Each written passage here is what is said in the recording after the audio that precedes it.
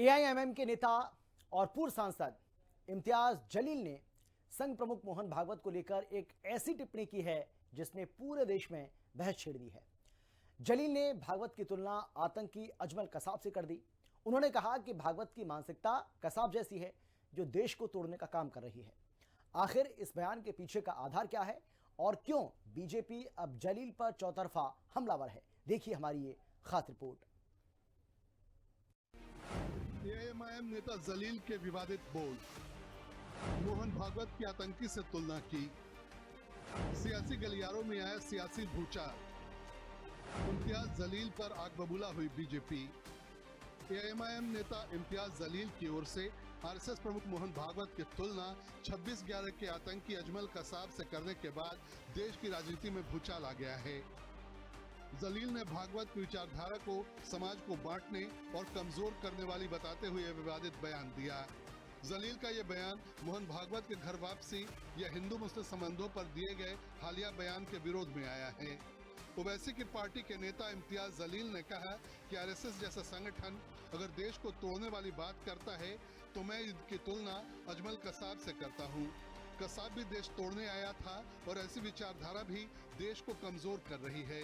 देश का मुसलमान वफादार है जो इस मिट्टी को चूमता है। जलील ने आरोप लगाया कि कसाब तो अपने मंसूबों में कामयाब नहीं हुआ, लेकिन कुछ लोग हर रोज हिंदू मुसलमानों के बीच दरार पैदा करने की कोशिश कर रहे हैं। तो देखिए ना, मतलब ये ऐसी ही सोच वाले लोगों ने इस देश को कमजोर किया है। आरएसएस जैसी संगठन का एक बड़ा नेता अगर इस तरह की अगर बात करता है तो मैं ऐसे नेताओं की तुलना जो है वो अजमल कसाब जैसे लोगों से करता हूँ। अजमल कसाब क्यों आया था पाकिस्तान से? इस देश को तोड़ने के लिए आया था, इस देश को कमजोर करने के लिए आया था। अरे ये देश का मुसलमान है, वफादार मुसलमान है जो इस मिट्टी को दिन में 5 मरतबा चूमता है, जिसने अजमल कसाब को अपनी कब्रिस्तानों के अंदर दफन नहीं करने देंगे हम। मैं ज़रूर ये आपके माध्यम से ये गुजारिश करूंगा कि मोहन भागवत जी जो गोरखपुर, लखनऊ तमाम जगहों पे अपने प्रोग्राम को अंजाम दे रहे हैं, उसमें बगैर मुसलमान के उनकी बात पूरी नहीं होती है। बीजेपी और हिंदूवादी संगठनों ने जलील के इस बयान को देशद्रोह करार दिया। उनका कहना है कि मोहन भागवत एक देशभक्त संगठन के प्रमुख हैं। उनके तुलना कसाब जैसे नरभक्षी आतंकी से करना जलील की संकीर्ण मानसिकता को दर्शाता है। ये करोड़ों हिंदुओं की आस्था और देश के सम्मान पर हमला है। विपक्षी दलों में भी इस बयान को लेकर मतभेद है। जहां कुछ ने इसे ध्रुवीकरण की राजनीति बताया तो वहीं शिवसेना, शिंदे गुट और बीजेपी ने कड़ी कार्रवाई की मांग की। मोहन भागवत एक राष्ट्रभक्त है और राष्ट्रीय स्वयंसेवक संघ के सर संचालक है, जो कि विश्व के अंदर एकमात्र ऐसा संगठन है जो केवल देश हित की चिंता करता है, देश के लिए सोचता है, देश के लिए मर रहा है, देश के लिए जीता है। जो ये इनका इम्तियाज साहब का कहना, इन्होंने ये कह दिया कि वो एक अजमल कसाब और से उसकी तुलना कर रहे हैं। अरे इम्तियाज साहब, अपने गृहवान के अंदर हाथ डाल के देख लो कि जितने आतंकवादी पैदा करते हो वो तुम ही हो।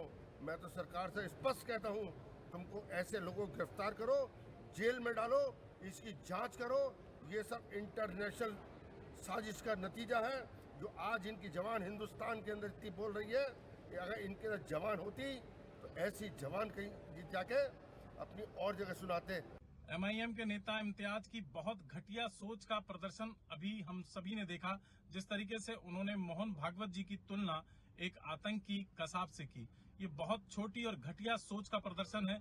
एमआईएम में एक होड़ लगी रहती है, प्रतिस्पर्धा रहती है कि किस तरीके से गलत और उल्टा सीधा बयान दें जिससे कि वो चर्चा में बने रहें।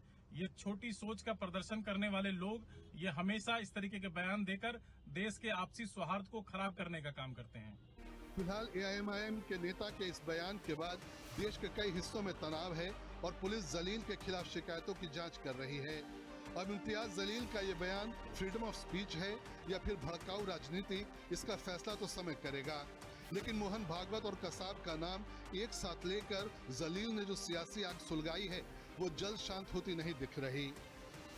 ब्यूरो रिपोर्ट, हिंदी खबर।